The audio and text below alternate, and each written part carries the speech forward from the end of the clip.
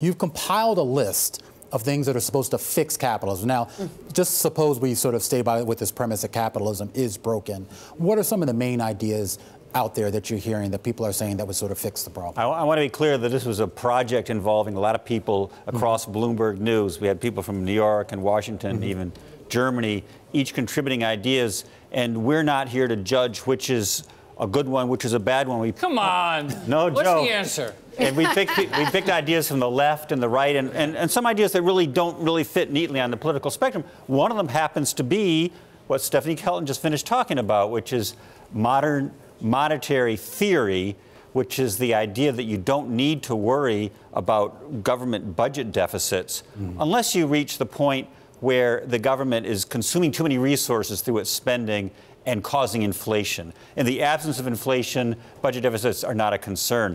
And Joe asked exactly the right question at the beginning with Stephanie Kelton, which is, you know, World War II, we had to ration. We had to make choices. We had to make some hard choices. The way it's being pitched today is that there are no hard choices. There's a free lunch. We can get rid of all the global warming problem, create all the, and without. And we're at 4% unemployment right now. It's not like there's huge numbers of engineers who are sitting on the sidelines waiting to go to work. So someone accused me of saying, like, oh, Joe's socialism hour is or block always happening on Bloomberg, because we talk to a lot of people like Stephanie Kelton or others who are proposing things like tax cuts or limits on buybacks and other things.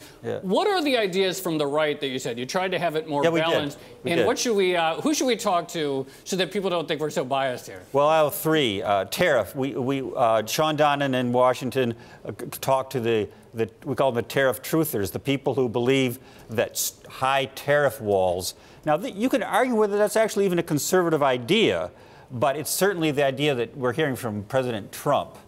The idea that if we have higher tariff barriers and we counter subsidies with subsidies, that we will somehow have a stronger domestic economy. I'm going to tick them off quickly. Okay. Another one is the libertarianism, and that's the idea that, first of all, a gold standard, getting rid of occupational licensing, overly strong patent protection, zoning rules, a lot of things in which a big government is interfering with the private sector's ability to grow.